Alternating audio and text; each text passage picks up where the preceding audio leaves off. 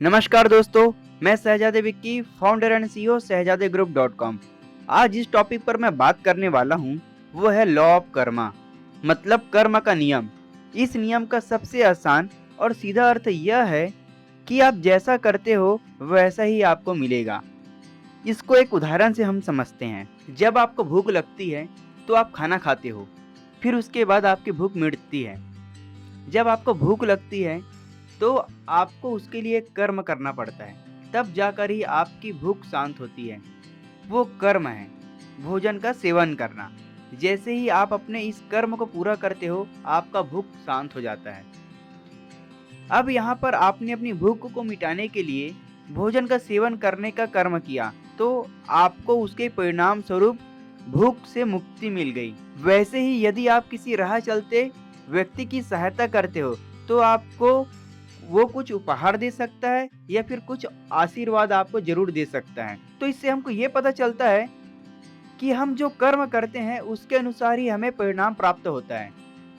यही आप कुछ गलत कर्म करते हो तो आपको गलत परिणाम भी प्राप्त होता है, और यदि आप अच्छा कर्म करते हो तो आपको अच्छा परिणाम प्राप्त होता है। इस नियम का वर्णन पहली बार आज से 5000 साल पहले महाभारत में श्री कृष्ण ने किया था।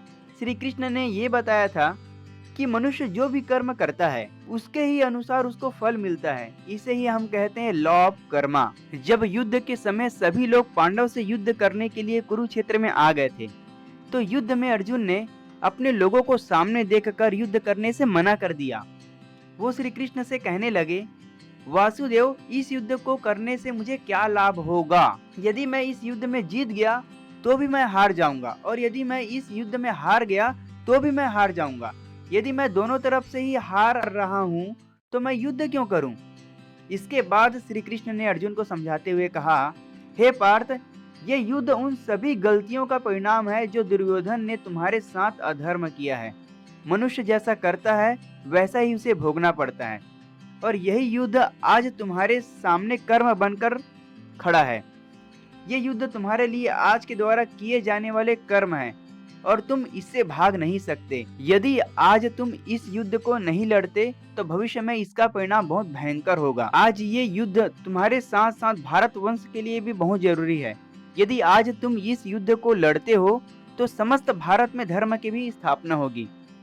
मनुष्य जो करता है वो ही उसे भोगना पड़ता है। इसलिए हे पार्थ, तुम इस युद्ध को करो, नहीं तो समस्त मानव जाति को तुम्हारे कारण दुष्कर्म भोगना पड़ेगा। जी हाँ, जीवन में आपको जो भी करना हो आप वो कर सकते हैं, लेकिन आपको ये कभी नहीं भूलना चाहिए कि जो आप आज कर रहे हैं वो ही आपके भविष्य का निर्माण करता है।